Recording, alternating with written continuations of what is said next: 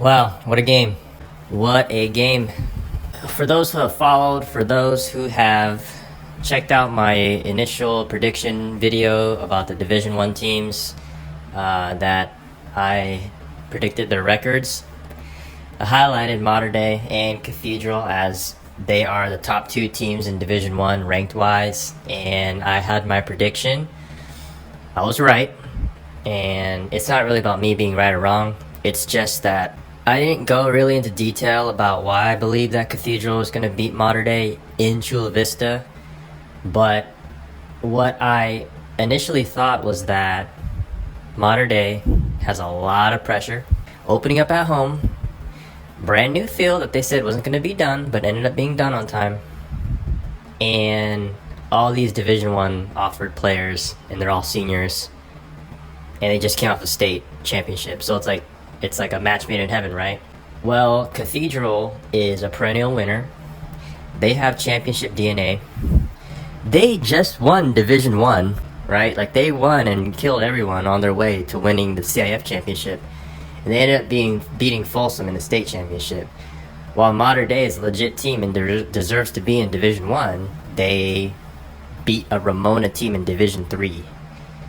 And when I say that, I'm not trying to discredit Mater Dei and the competition they're playing, and if that had any sort of influence or factor on their performance tonight, but I thought it was a culmination of everything. Sold out stadium, crazy environment, packed. It seemed like the pressure got to them.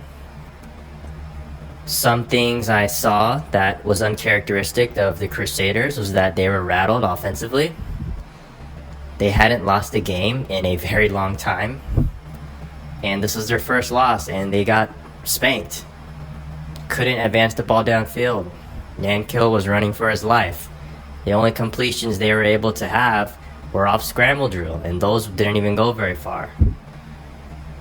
Cathedral's defense dominated Mater Dei's offense, and I had conversations with a few people, and my biggest reason why Cathedral would be successful is that they'd control the interior in the line of scrimmage, offensively and defensively. And what did they do? They got what they wanted for the most part, running the ball, apart from the few stops that Mater Dei was able to get because they had a good defense. But for the most part, running the wing T is very hard to stop.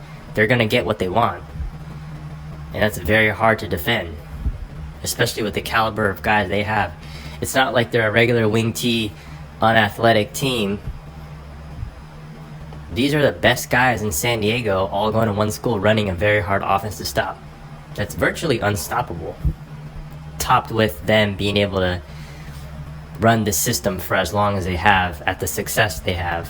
Mater Dei's receivers got owned. There's really no other way to put it. They got dominated, and I'm very disappointed because I was very high on all those guys. Big D1 guys, very good receivers. They got locked up all night long. They need to show better. They need to prove them. They need to prove to everyone that they're legit, as they say, because one of my reasons that I attributed to Mater Dei's loss was I felt that they were kind of big-headed. They got championship hangover.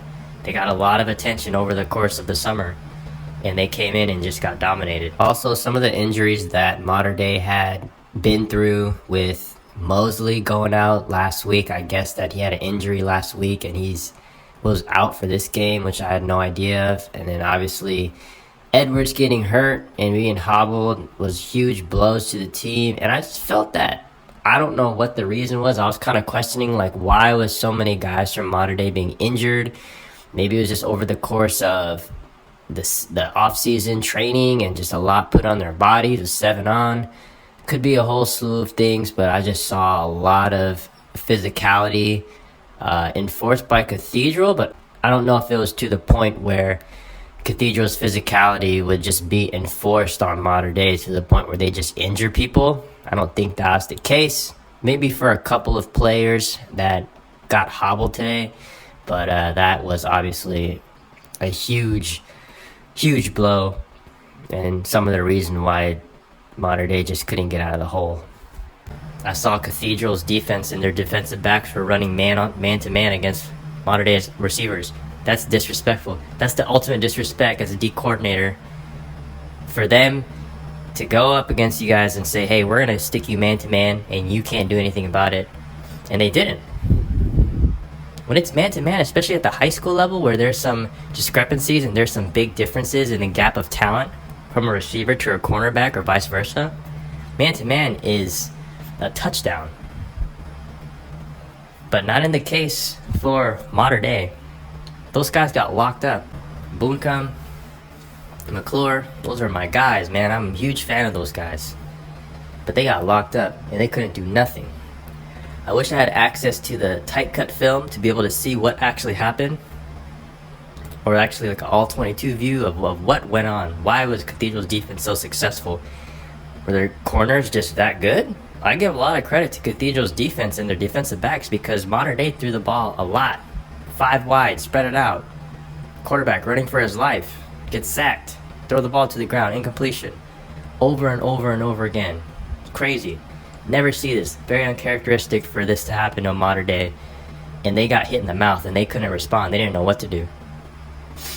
I know Cathedral has championship DNA. They know what to do in these situations. They play in big games. This was Mater Dei's real test. And they got whooped. The scoreboard didn't do justice in my opinion. 28-14. It seemed like 41-7 in my opinion from what I saw being there. Crazy. Shout out to Cathedral's offense. They got a new quarterback. They got dudes. They just reload, man. Doesn't matter. Lucky Sutton leaving, guys going in and out. Does not matter. These guys reload and they're just as good. They took down the #1 team in the county handedly, away, in their house. No questions about it. Whenever there's a sliver of hope for Mater Dei, Cathedral just stomped on it. Can't wait to see the rest of this season, man. This is a good start.